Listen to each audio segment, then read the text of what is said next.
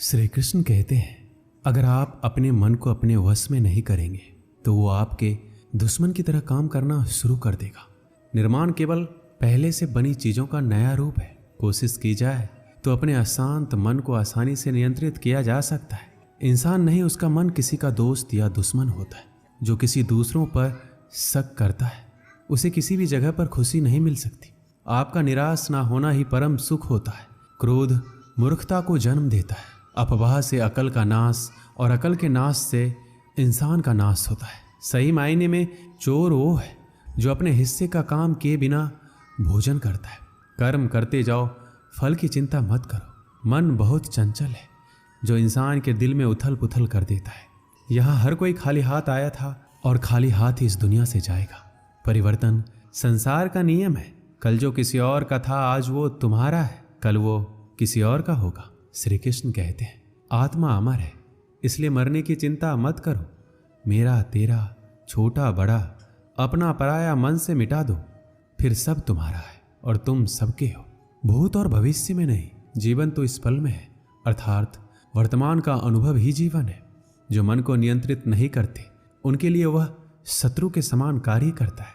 खुशियों में तो सब साथ होते हैं, असल दोस्त वही है जो दुख में साथ दे। सदैव संदेह करने वाले व्यक्ति को कभी भी सुख नहीं मिल सकता। क्रोध से भ्रम पैदा होता है, भ्रम से बुद्धि व्यग्र होती है, तब तर्क नष्ट हो जाता है। जब तर्क नष्ट होता है तब व्यक्ति का पतन हो जाता है। मन अशांत हो तो उसे नियंत्रित करना कठिन है, लेकिन अभ्यास से इसे वश में किया जा सकता है।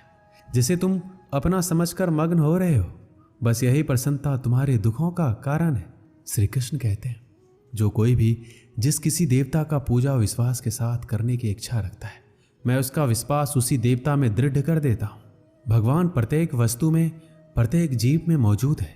मैं ही इस सृष्टि की रचना करता हूँ, मैं ही इसका पालन पोषण करता हूँ और मैं ही इस सृष्टि का विनाश करता हूँ। मैं सभी प्राणियों को जानता हूँ, सभी के भूत भविष्य और वर्तमान को जानता हूँ, लेकिन मुझे कोई नहीं जानता। जो मुझे जिस रूप में पूजता है मैं उसी रूप में उसकी पूजा का फल देता हूँ। दुनिया में इंसान को हर चीज मिल जाती है, सिर्फ अपनी गलती ही नहीं मिलती।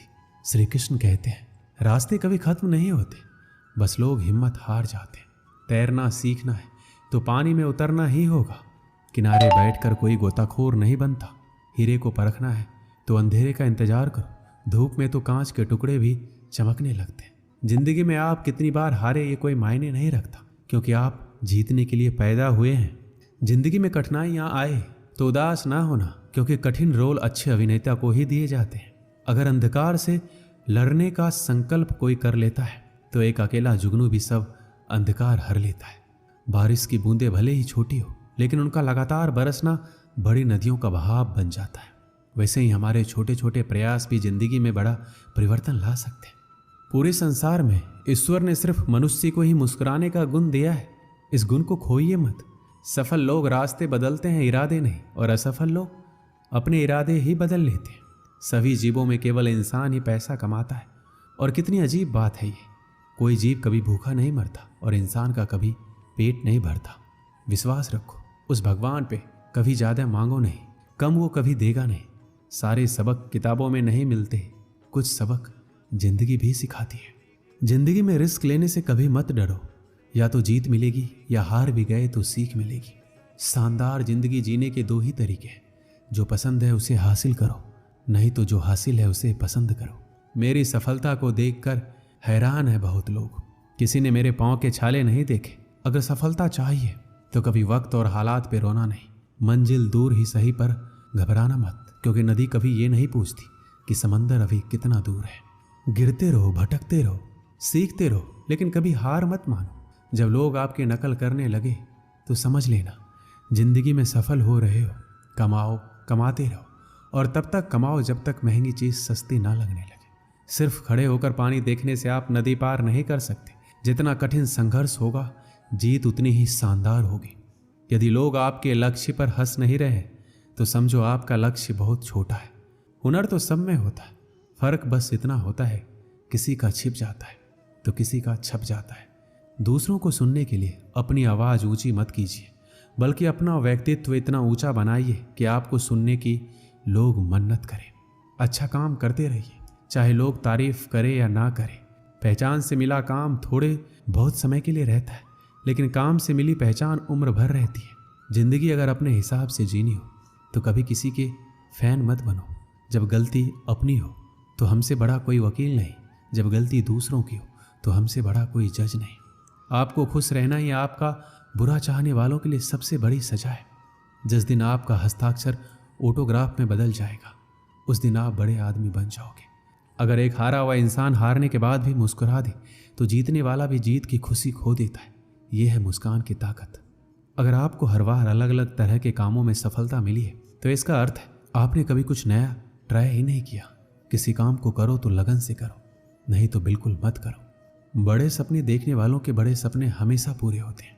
सपने सच करने से पहले सपने देखने पड़ते हैं।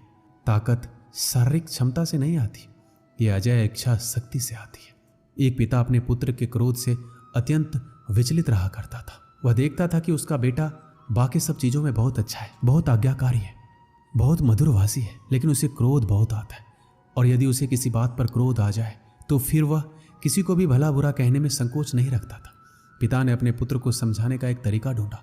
उसने अपने पुत्र को एक सुबह अपने पास बुलाया और उसे कुछ कील से भरा हुआ एक डब्बा दिया।